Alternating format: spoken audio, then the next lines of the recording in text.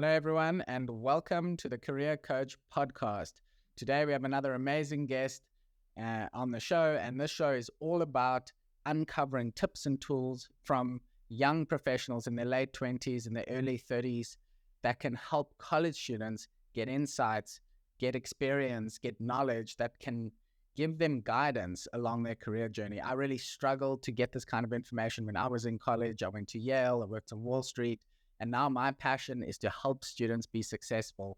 And so this show is all about extracting value, extracting insights, and sharing them with you. So grab a pen and paper and take notes, and feel free to get in touch with us afterwards. Enjoy the show. All right. Hi, everyone. So today's show, we've got a great guest. His name is Daniel, and Daniel, what did you study? International Economics and Computer Science, right? Yeah, exactly. So I had originally started in engineering physics because growing up, I was always good at math and science. And so everyone was like, oh, you should be an engineer. And so I enrolled in the most challenging engineering program there was. And 2 years into that program, I realized, like, as fun as building robots and such was, there was a part of me that was craving a bit of more of like a macro perspective. And so that's when I decided to switch into international economics, but I still love the technical part. So I kept a minor in computer science as well. So I ended up finishing a degree with both of those. Awesome. Well, that's a great degree to have and a great school to go to. And then you started doing an internship at BCG in one of your summers, and it looks like you spent the last almost 5 years at BCG, which is, I think, what a lot of our students actually want to do. So very excited to unpack your journey and hear about, what got you there and some of the things you struggled with. And yeah, we're just going to chat for 40 minutes and see what you can share. So maybe as a starting point, you can talk a little bit about your journey from college or from your summer internship until now, just in a summarized version to give us some context as to who you are. Sure, sounds good. So during university, I did a number of internships. My last one was with BCG in the Calgary office, and I really enjoyed that internship. And so I decided to return full-time to BCG. And since then, I have been working at BCG. I started as an associate. I did 2 years there. Then I became a consultant, and I also transferred to the Miami office where I'm currently located and have really been enjoying that since. Oh, incredible. What is it like living in Miami? I've always wanted to go there. I've been to so many places in the US, almost every city, but I have not been to Miami yet. Yeah. I love it because it's one place that I can return to and get really good weather. Right now, I do some travel to like different places like Nashville and New York for work, and it's snowy, which is fun to enjoy for a few days. But I know on the other side of that, I get to come home and be surrounded by palm trees and be able to look out the window and see the beach, which I really enjoy. Yeah. Yeah, I've heard a lot of my friends from New York have moved to Miami and they love it. So yeah, I mean, a lot of students don't really know what consultants do. And I know there's many different areas of consulting, but what exactly do you do? What is your role? What does your average day look like? What are you focused on? Try paint us a picture of what your life looks like. Sounds good. And I can see why one would wonder what we do, because some days I wonder what I do. And the reason is we do a lot of different things, which keeps it dynamic, fun, and interesting. But for the most part, I am working in the worlds of investing and helping investors just decide whether they want to make an investment in an asset for a few $1 billion, or they might have an asset and they are looking to sell it. And so we'll help them um, write a report and generate insights on how they can best position themselves in the market and such. So a lot of my work, about maybe like 50%, is with investors who are looking to buy or sell something and want strategic advice for that.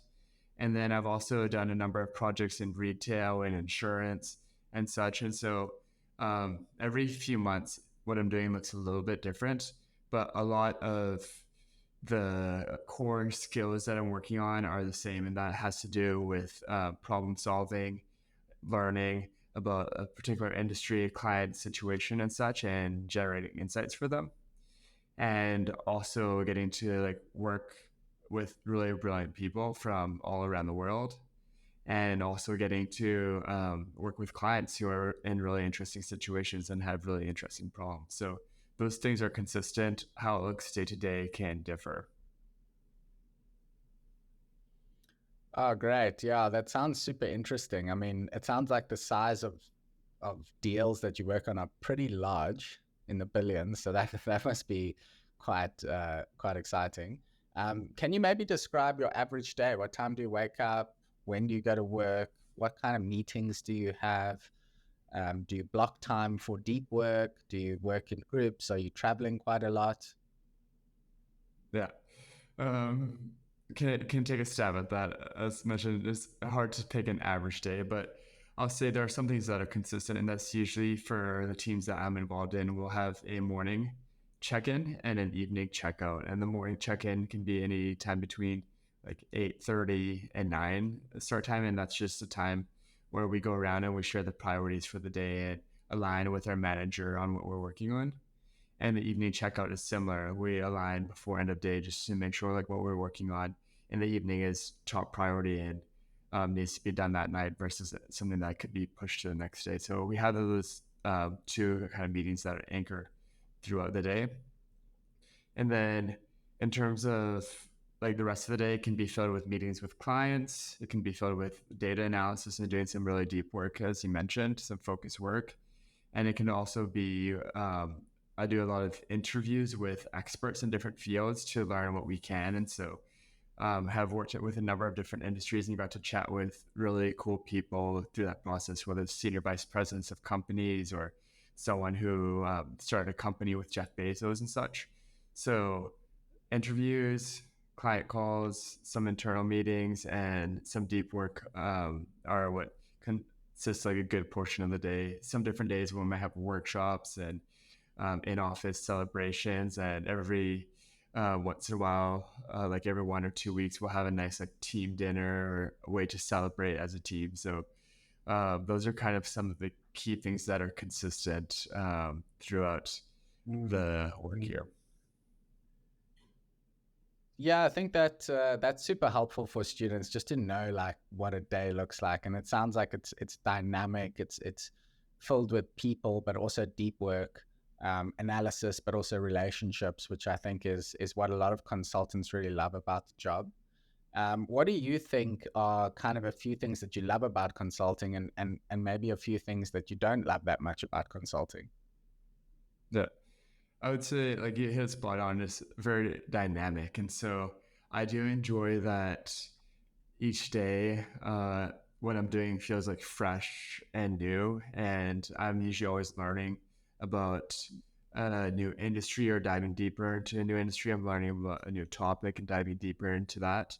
So that's one aspect. I think the second is just the impact.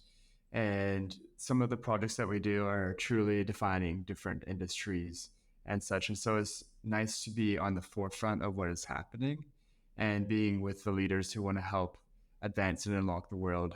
And so really enjoy that aspect of it. And I think a third component that I really enjoy is just the people that I'm working with. Right now, I'm with like some of the smartest, most inspiring people that I have met, and it's just beautiful to be working with international teams of such brilliant people. So, those are some of the things that I like about it. I think on the areas that are can be challenging at times is alongside with the how dynamic the job is. There's also a little bit of unpredictability.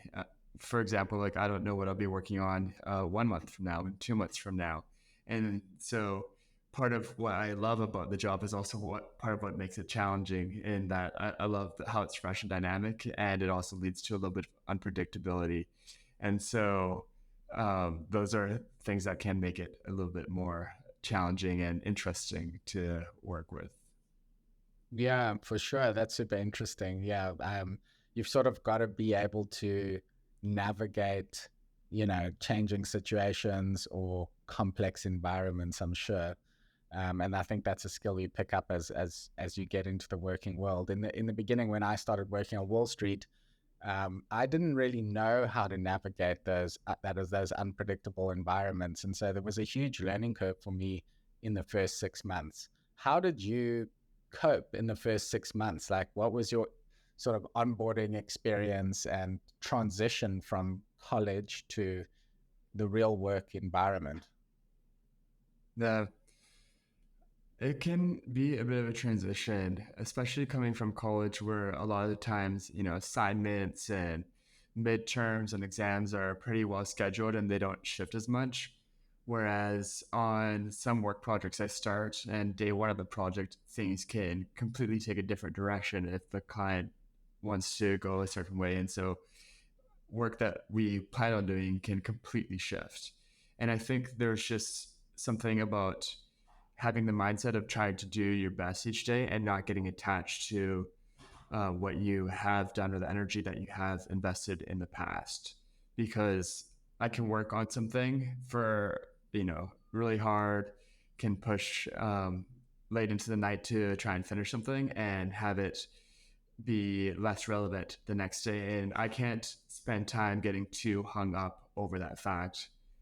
And I think there's sometimes where I like to just visualize myself as like water of like, hey, like, sometimes I'm just being led a certain way and I can try and, resist, but it'll just be a lot easier to go that way. And so in my mind, there's just an openness that is helpful, a willingness to be flexible and not get caught up on, what I have done yesterday, the day before, but just be like present on what is the challenges that I need to embrace today. So, if you had to go back to your 18-year-old self in college, where I'm sure you were anxious, trying to figure out what to do with your career, what would you tell yourself now that you've, gone quite far in the journey? What would you say to yourself? Hmm. That's a good question. And I think looking back at my 18-year-old self and what I was aspiring to then is pretty different than what I eventually aspired to later on in my college time. And what was really helpful that I did was I actually took some time out of college and I didn't go straight into university, but I had some time to just explore and get out in the world and try working at a few internships and jobs just to see what actually like motivates me and what actually drives me. And so by the time I was able to, by the time I decided to go to university, I had quite a bit more focus and vision. And that really helped me push through some of the challenging college years and midterms and such so that when I was ready to apply for a job, I had a really good resume already built up. And so what I would say to different 18-year-olds is that you may have like different ideas of what you want to do and you may not, but take the time to actually test and explore different ideas. And I like the idea of like doing micro tests. Say, someone's thinking of becoming a doctor. How about actually going to a doctor and, hearing about what their day to day looks like? Maybe there's a doctor, that you could follow around for a day or two and actually see like, hey, could I see myself doing this every day for years on end? And does that feel exciting and invigorating? Or, choose a different field, a chemist or someone working in banking, and really do what you can to micro test what like working with in that position could look like, and then going and refining like your hypotheses on what you enjoy doing, because as an 18-year old you do have a universe of options in front of you, and some of them to pursue will take some time and investment. So before putting a ton of years into something, try and learn what you can and keep testing and adjusting, because as mentioned before, like those adjustments can be really helpful. And I ended up switching my degree partway through to something that I eventually really enjoyed. But a lot of that came through like micro testing and seeing whether I really enjoyed what I was learning and doing.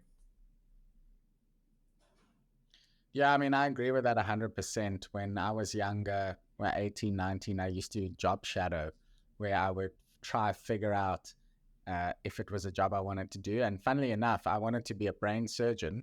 And then I spent 3 days in the hospital, saw a few surgeries, and I realized, you know what, I don't think this is for me. I didn't like the type of work environment, and I may have actually gone down that path and spent 3 or 4 years studying medicine, and then realized that it wasn't for me. So I think that's a brilliant insight, is to experiment and test a few different options. You have to reach out to people. No one's going to say no to you if you say, hey, do you mind if I come spend a day with you in the office? I'm interested in this career. I just want to see what you do, and just so that I can make better decisions. I'm pretty sure not many people are going to say no to that. So, if you're young and you're not sure, just try out a few things, even sit in on a Zoom call, I guess. So, yeah, that's a brilliant insight. I really like that. And I hope people who are listening actually take that on and realize that it's quite easy to reach out to someone and do a test or a job shadow. Okay, so obviously getting an internship at BCG is not easy when you're in college, and I know a lot of students are thinking it's very competitive, and how am I going to do it? What do you think made you stand out, and how do you think students can start building towards making themselves stand out in this process that is actually probably causing them a lot of anxiety at this point in time? Yeah. Um, I'd say it probably depends a little bit on like what stage of your university journey you're on.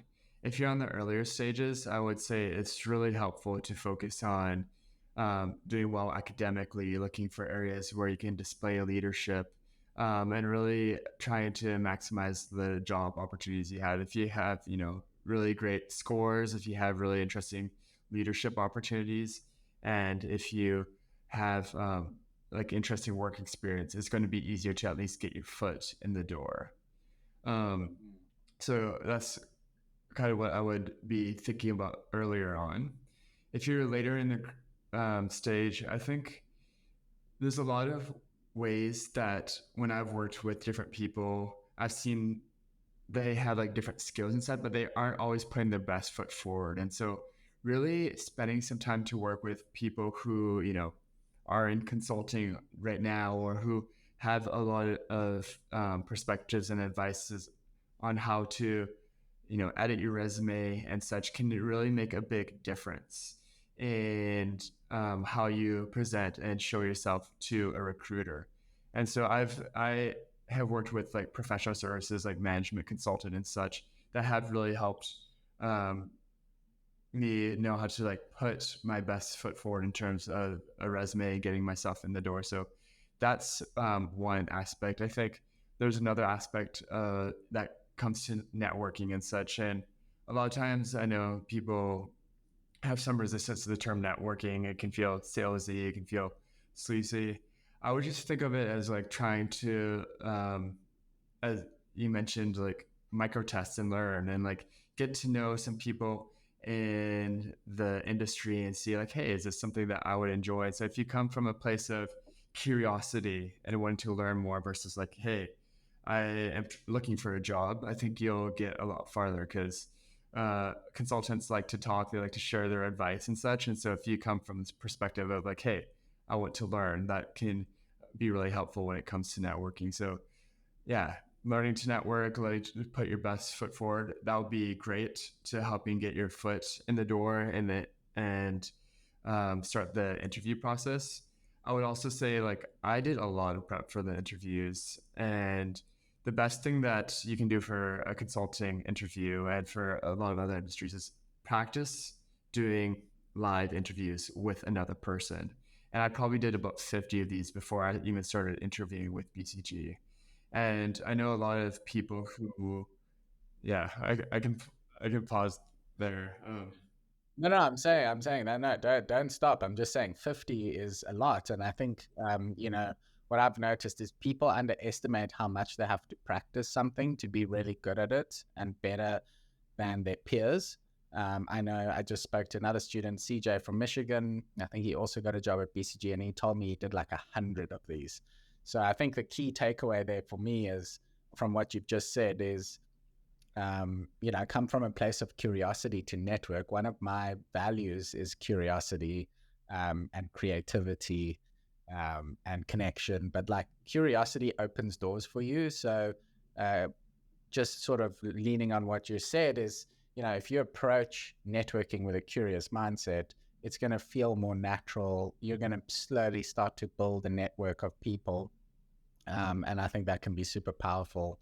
And then really like buckle down and practice. It takes a lot of discipline. And, I read this book by Jocko Willink called Discipline Equals Freedom.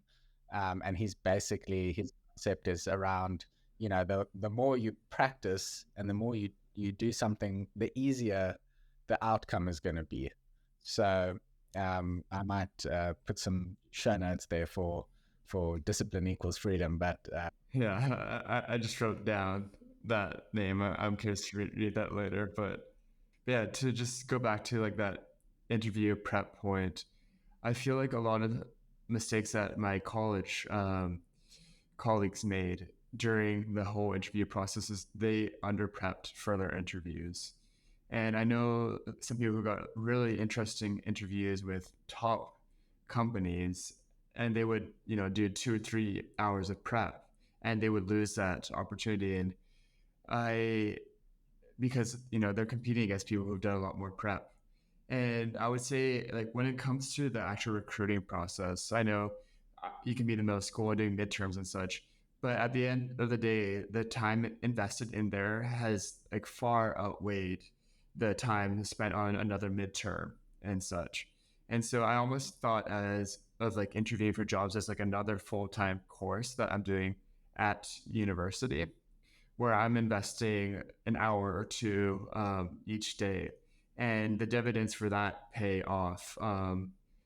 If you compare a top-notch job to those where that might not be as top tier, like in consulting, for example, the pay alone after 2 full years is in the tens of thousands of difference. So the amount, yeah. So the dividends you pay in, doing 20 extra prep interviews can make a huge difference in the career. So definitely don't under index on the amount of time prepping for interviews and such. And I think that will really help you stand out.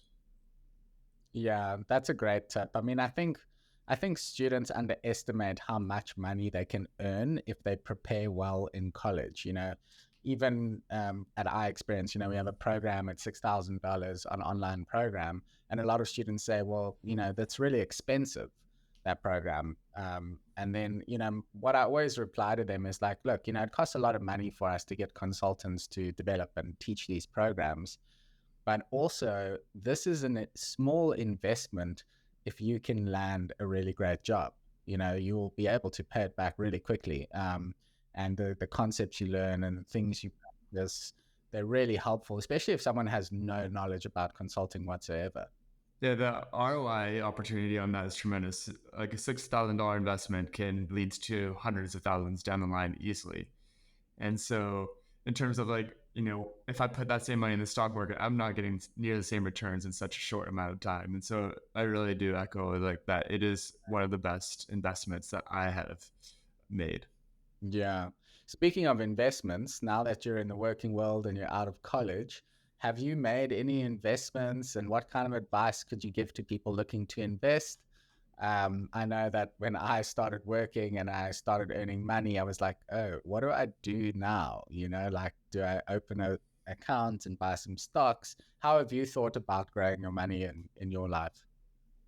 Yeah, that has definitely evolved over time. And I'd say like there's different asset classes. And so if we think about like stocks and bonds and such, I really do love the automation principles of just trying to put money in the market each month. And right now I use index funds. There was a period of time where I try and individually pick stocks and such, and I found that for the amount of time I put in, the results didn't really differ as much from like the overall indices with Vanguard and such. So I have money that goes every month. I don't even see it; just comes straight off my paycheck, and it gets invested into a Roth 401k. And so I would say, what you can do to automate and make the best use of the tax sheltered investment accounts are a great start. But that would just be like my one starting point. After that, I would be looking at different asset classes and such that can also provide additional income, because over time I like to have an asset base that is providing cash flow. And so if I have enough of that, work becomes more optional versus something that I like need to do to pay for rent each month. So things I have done is like, a year after starting to BCG, I bought my own house, and that ended up being a really good investment. It lowers my overall rent costs. And I had some people who were sharing some of the living expenses with me because it was a 6-bedroom house. And so that ended up being a really great investment. And right now I'm looking at different like Airbnb type of properties to buy like for rental purposes. And so in general, I'm trying I do have a nice income thanks to BCG, and I'm also trying to find ways to generate assets that also bring cash in, so that at some point in time, working is optional, and it's really a choice of, you know, how much time do I want to invest here because I don't need to. It's more of like I want to because of passion. Yeah, I like that approach. I've seen a lot of people who start jobs and start earning money, they just spend all of it, and they don't really save and they don't really invest. I think, I've also been an avid investor since I started earning money, and one of my first investments was buying a property in Cape Town, and it has also been a very good investment for me. I paid it off, and I rent it out on Airbnb, and it generates another stream of income. And that, I used some cash and I used bank loan, but getting hold of that asset and then building it up over time has actually resulted in compounded returns, which I'm very grateful that I did. But for students out there listening, that idea of putting away a little bit of money every month into an investment account, I like your idea of you know not worrying about picking stocks, but kind of just putting it in an index fund, because you're not wrong in the fact that they're fairly similar in the end. And, it is a lot of work to pick individual stocks. You really have to analyze the company and try and find the right balance of stocks. It's actually too time consuming. So, you should, in theory, by just having an index fund over 5 years, have a similar-ish return, if not better, actually. But I think it's more about the principle of putting money every month into an account so that it grows over time. And then as you get older, that starts to become a form of income. So again, actually comes back to discipline. Equals freedom. Yeah, it equals freedom. So, you don't actually even have to put that much every month. It's the principle. It's about training your brain to embody that habit actually. Um, Speaking of habits, are there any other habits in your life that you do daily that you think contribute to, the person that you are, or the success that you have, or maybe your health? Maybe talk us through your habits, because I know that's a super powerful, you know, thing that everybody has, whether they're negative habits or positive habits. We all have them. Yeah. And I can definitely dive into that. I'd say there's one that's maybe less of like a concrete thing that's done, but it's more of a mindset. And that is just the continual like asking of why not, and identifying like any self-limiting beliefs that I impose on myself. And I'll give you an example of this. Some people think, if I'm working an intense job like consulting, I have to sacrifice other areas of my life. And so I could take that assumption and run with it, but I could also just question it and be like, really, like, why? why can't I have a great career and a great love life and a great, extracurricular hobbies and such? And so, and I feel like I've been able to do that, but I had to come to the point in my mind of like identifying, what different limiting beliefs were out there and what I actually wanted to partner with. And so one thing that I like to do is just, ask like, why not? Like, why is this not possible? And can I change my mindsets there? So that is something that is more a mindset thing. When it comes to daily habits, I like to make space like every day to just pause and reflect. And that's, in those moments, I might be asking some of those why not questions, but I find it like super helpful to just have a few minutes each day of just quiet reflection. And that helps me escape from just, the busyness of doing work and uh, just running from work tasks to other tasks to like home life without really thinking about, am I really where I want to be in life? Am I doing the best I can be doing each day of my life? And so I think it's really helpful to create those moments to pause as well.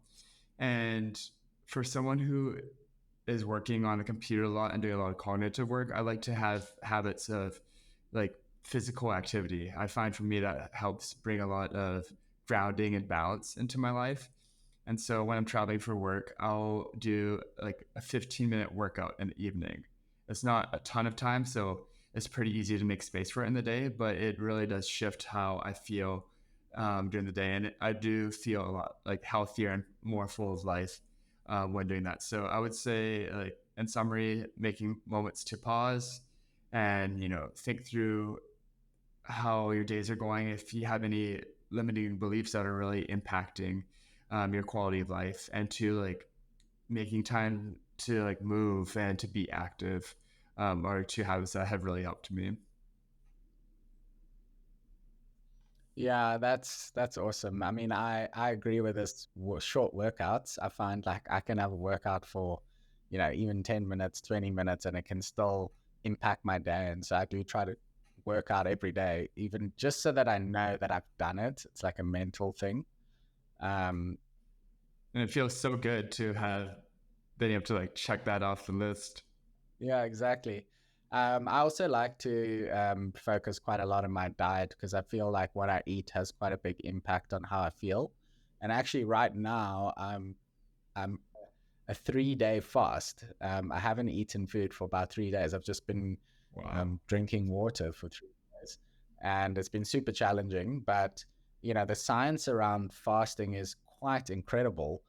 Your body actually goes into a process called autophagy. I don't know if you've heard about it. After about 2 days, and your cells start to eat damaged proteins and toxins that are in your body as fuel. And so it can actually reduce your risk of cancer and Alzheimer's by a significant amount. I think the guy who discovered this won a Nobel Prize. Um, so I'm trying it. It's super challenging. It's the first time I've done it. I can't wait to eat my next meal. But I'm going to challenge anyone out there to this fasting and see if they can try it out and challenge you. But the first 2 days were terrible, but today I'm actually feeling quite amazing, to be honest, because your body goes into a state called ketosis, and it starts fueling your brain with like ketones and not glucose, which apparently is just a much cleaner source of energy. Yeah, I love that. And when you look at different religions from around the world, a lot of them have fasting as a key component. And it's beautiful to see that like it has such tangible health benefits, and that the religions in some way were onto different things about like the benefits of fasting. And growing up, I definitely had some days where I would fast, and I think one time I did like an 11-day fast. And I'll echo the point of the first day or two definitely being the most challenging, but there are times you can just feel so great afterwards, and the health benefits of the eating of the damaged proteins and such, I just think are there. And so in a culture where we're used to consuming a lot, I feel like it can be a great reset for the body as well as for the mind. to just like pause and just spend time like working with what you have so far versus consuming more. Yeah, I mean, I basically tell students that, you have to look after your energy levels if you want to be successful. And I remember when I was in college, I did not do this. I used to go to sleep super late. I used to eat massive meals and eat super unhealthy. I was playing sports, but I was also drinking and going out, and I just wasn't really looking after my energy levels. And so, if I could go back to being in college and talk to myself then, I would say, hey, you need to look after your body. You need to look after your health. This is going to have a massive impact on you. It's going to give you clarity. It's going to help you be more present in your interviews.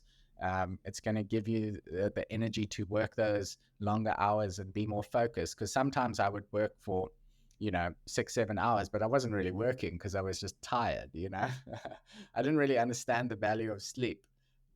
I know these things now and I embody them in my life. But I think college students, I often see them drinking coffee at 11 p.m. to try to stay awake an extra hour, but I don't think that's helpful. No. And I love what you're touching on because we hear so much about the concept of time management, but we hear much less about the concept of like energy management. And I think at the end of the day, like managing your energy will be and optimizing for that will be far more productive than just trying to optimize for time alone. Because there are things that you can do that invigorate you, and there's things that can do that drain away energy, and those aren't necessarily time intensive or less time intensive task. And so what you talked about, in terms of health, in terms of sleep, in terms of caffeine intake, I think are crucial. And one of my favorite books that I have read recently is Why We Sleep by Matthew Walker. I've also read it. That's a good one, right? When I read it, I was like, oh no, I have not slept enough in my life. I didn't realize how important sleep was. The science in that book is like mind bending. Yeah, no, carry on. What happened to you when No, you read no, it? no. There's just so much good science in there. But if you think about the outcomes that we all want, like we want to feel happier, we want to look better, we want to be sharper, remember things more.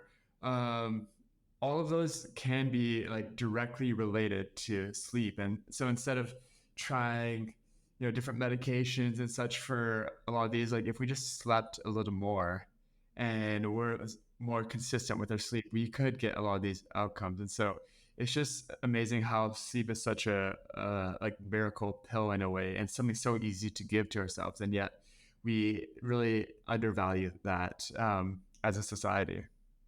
Yeah, yeah. No, I agree 100%. So what other books have you read recently that have really impacted your life? Well, not recently, but just what is that book besides We Can Sleep, Why We Sleep? What is the one book? Yeah. I would say I probably have, the one book for different areas of my life. So if I think about communication, for example, I really love the book Nonviolent Communication by Marshall Rosenberg.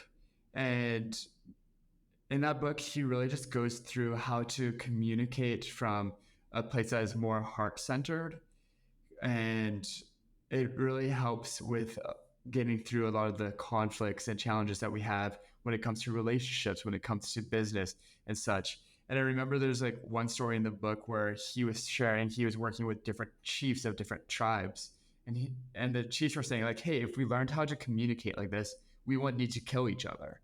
And I think there's just so much that we don't know about healthy communication. And if we learn to manage that, it really does impact the quality of our day-to-day interaction. So on the communication side, I would recommend Nonviolent Communication by Marshall Rosenberg. I'd say on the business side, love a good Adam Grant book, whether it's Think Again or Originals or Give and Take. Those are beautiful ones. And I think one really a good book on just like life lessons and inspiration. It's called The Last Lecture by Randy Pausch. He was a computer science professor who found out that he was going to pass on soon due to cancer. And so the book is really his legacy that he wanted to give to his students as well as his kids. And it's just filled with some like really brilliant perspectives and such. So I'll leave it with those for now, but those have been books that have all really impacted me. Yeah, I like what you touched on about communication, because as a student, you need to be a good communicator, even as an adult, obviously. But I never learned about communication much when I was younger, and when I started my business and I had employees, I started to realize how important it is, everything you say and the impact it has on other people, and how you can build great relationships if you communicate well. And communication is a proactive process. You don't just say things that come to your mind. You think about, how is this going to make that person feel? If I say this, and what tone am I saying? It's a skill, and it's a really valuable.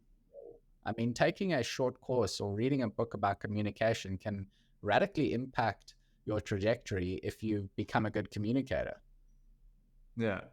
And as I mentioned, like for students who are really looking to excel in their careers and such, one of the ways that I think they can get ahead is through really investing on the communication front, because that's something that's not really taught super well in schools, at least the ones that I have been to, at least. And that is somewhere that is such a valuable life skill. And so I'll echo what you said there of just like investing in communication can and learning that can make a huge difference going forward. Agreed. Okay, so I want to switch gears a little bit to forward thinking, around the very trending topic of AI. So, I know a lot of students are worried, like, is AI going to take my job? What am I going to do? How do I prepare for a world where AI is real and it's happening? From what I can tell, the technology is progressing. It's not quite, there where it's just suddenly going to do everyone's work, but it's definitely playing a role. What are you seeing in the world of AI, and what can students do to kind of prepare themselves for this? Yeah. So I think what we're seeing with AI in general is that the tasks that are more straightforward and such, AI can come along and easily do that. So something like a simple tax return, we have technology that can easily generate that, and humans aren't needed to go through line by line and do that anymore. And so, like, the more routine a task is, the easier it is to automate with AI. What is there are jobs that are a lot more complex out there, and in those jobs I'm seeing that AI becomes a lot more of like a productivity enhancer, but it's not like replacing those jobs. And so if I think about what I'm doing now, there are ways that AI has helped increase my productivity. It helps me generate some content faster and such, but it cannot replace like what I'm doing day to day. And so I think if I'm a student, I'd be looking for, careers and jobs in places that are a little more complex and harder to automate. And I'd be looking for ways that I can work with AI to increase productivity and such. And so seeing it as like a tool or like, I don't know, almost like a virtual assistant at times, or something that I can partner with to be more productive on the day to day, I think is a very helpful mindset. And I feel like the people who learn to work with AI the most will be able to exceed other colleagues and such. And so learning how to partner with technology and not being afraid of it, I think is what I'm trying to personally do. Yeah, yeah. I use AI as basically an assistant. Um, often I'll say, okay, be a brand expert. I'm running campaigns for students. This is what the company does. Come up with 10 creative campaigns that you could run on the campuses. And it does a pretty good job in setting a foundation. And then I can take that, what generated in 1 minute, and take it into a Word document and kind of build on those ideas. So it really speeds up a lot of work that I'm doing. And it's quite incredible what you can actually do. I mean, you can literally feed a resume into ChatGPT and ask it to tailor it for a specific job, for example, which I think, for a student, that's useful. Yeah, super useful. Um, so what it sounds like is like even on your end, it's helping increase your productivity, but it's not really replacing you. It's not able to do everything that you're doing? Yeah, I mean, sometimes I find like if I'm lazy and I try to get ChatGPT to write me an email or something, and I've seen a lot of people doing this, it's very obviously got the tone of ChatGPT. And so, when someone reads it, you can quite quickly tell that that person used ChatGPT to write this email, and it's actually a little bit off-putting. So, I would recommend that that is not the best use case for ChatGPT because people can pick it up quickly. It uses words that you generally wouldn't normally use in your vocabulary. Okay, so any questions for me, by the way, just while we're talking, because I think we're kind of getting towards the end of this episode, which has been awesome, by the way. I'm loving it. Yeah. I mean, I know you're doing great work with helping students prep for different careers and such. I'm curious, like, what are some of your latest offerings, and what are ways that people like us who are later in their careers can also come and help out with different students? So we'd love to learn a little bit more about that. Oh, great. I love that question. So, yeah, I mean, firstly, you know, I think of my work as two things. One is I'm building a business, so I'm an entrepreneur, and two, I'm also creating products that serve a specific market. So, on the first topic, building a business is a roller coaster. I mean, I used to work on Wall Street, very different experience to starting a company and building a global brand. What I loved about building a company is, just the very different facets of your skill set that you have to apply. You have to actually understand accounting. You have to do marketing and sales, product development, customer service, tax. I mean, it encompasses everything. So I've learned a tremendous amount by being an entrepreneur. But I do love the products that we have now. What I like about what we do, which is different to most companies out there, is we offer students the ability to learn a skill and then apply that in an internship. But then, we give them the opportunity to travel to a new country and do that. So we have a campus in Cape Town, we have a campus in, and you can either do the course online or you can actually travel and do it. And I think, the travel component is sensational. My favorite experiences were traveling. I tried to travel as much as I could. I went to India, I went to Peru, I went to Turkey, I went to all these places. And every time I landed in a new place, my mind was pretty much blown. I was like, this is a whole new culture. It's different food, ways of thinking, it's different environments, landscapes, architecture. I was in awe of the things that I saw when I traveled. So that's what I love about what we do is just giving students this opportunity to see the world, change their perspective, go on a journey of discovery, and then also walk away with, great skills, resume, support, and connection to students from other schools. So last year we had about 300 students in Cape Town, and that was incredible. I mean, just to see the connections that people make with each other, lifelong connections actually, and then the memories of hiking up a mountain in the morning. I mean, you came to Cape Town, what was Yeah. it, like 8 years ago? What was your experience like at this place? I mean, I would say, like you mentioned, it's like the perfect trifecta of getting to advance the career, getting to have fun while traveling, and getting to make connections and such. And it was definitely when I came in 2015, I believe, it was probably the most fun summer that I've had. And it also felt rewarding in that it really did help accelerate my career and such. So I loved it. And I do want to come back to Cape Town sometime soon. I had such a good summer. Good. You should come back and visit. So we can go on a safari. We can go on a hike. We've got a great office. Even if you want to work remotely for a couple of weeks, more than welcome to come and work with us. I might have to take you up on that. You should. You should. In terms of how you can help, I'm definitely gonna chat to you afterwards because we're always trying to create mini programs for students, even if it's just a 30-minute program or 1 hour program. You know how you talked about communication. Maybe we can package a 30-minute, 1 hour communication program that is specifically designed for students to help them be better communicators. And that we can, link in the podcast notes and put in the newsletter and then students can get that. So, I'm definitely going to work with you on that. I think that would be brilliant. And maybe we can also offer students like coaching. I think students, generally don't have access to people in industry.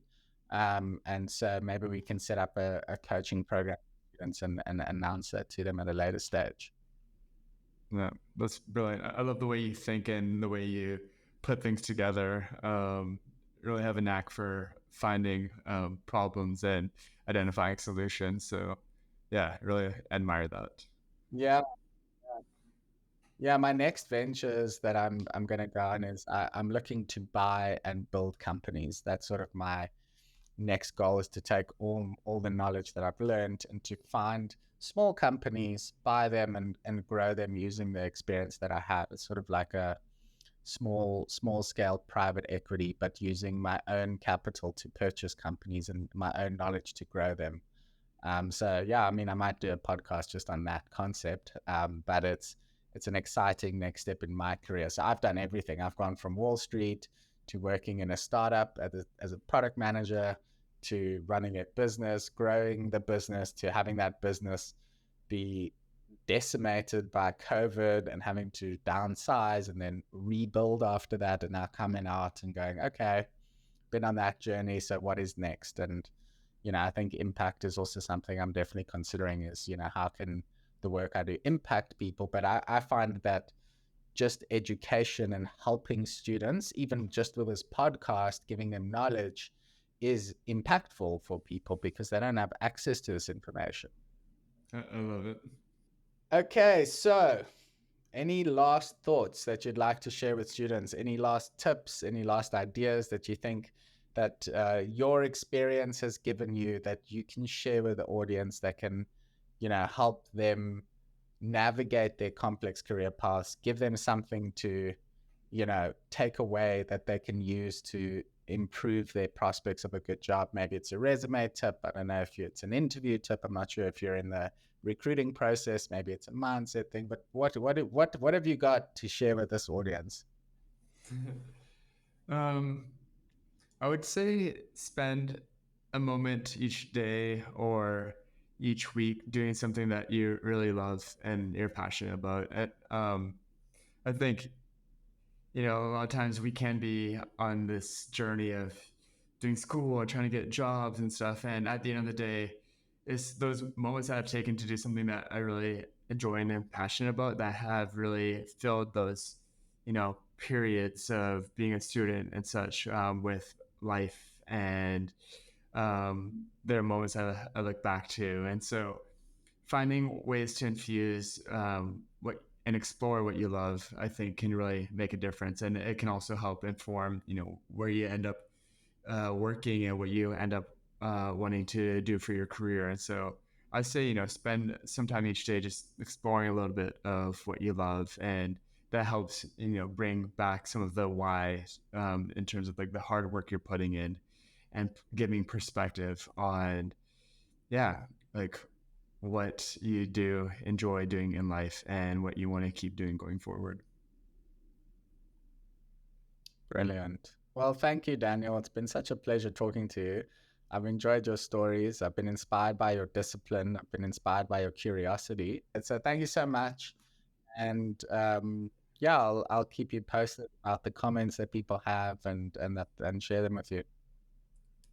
Sounds good. Thank you, Aaron. And that's a wrap. What an amazing episode. I hope you all enjoyed it. Please don't forget to go onto the Spotify link, like and subscribe to the podcast, maybe leave a review. And if you want to see the video, you can go to the YouTube channel and watch it over there. But the best part of all is the newsletter. So every week we send out a newsletter, the Career Coach newsletter. This will give you access to additional information, show notes, tutorials, book reviews. So I highly recommend that you sign up and subscribe to the newsletter. And as always, feel free to get in touch with me on LinkedIn if you have any questions, and see you soon on the next episode.